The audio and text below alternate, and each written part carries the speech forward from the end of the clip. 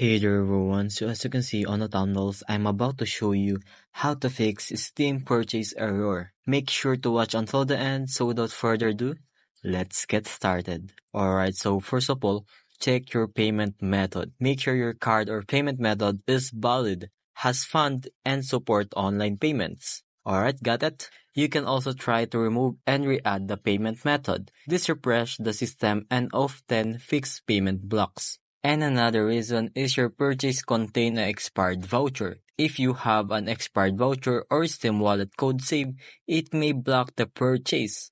Remove any old or invalid payment option. Alright, if none of this work, you can contact Steam support for help. Sometimes you just need to wait. The reply can take time, but it can fix stuck payment. So that's it. Now you know how to fix Steam purchase error. So thanks for watching, and I hope this video helped you a lot.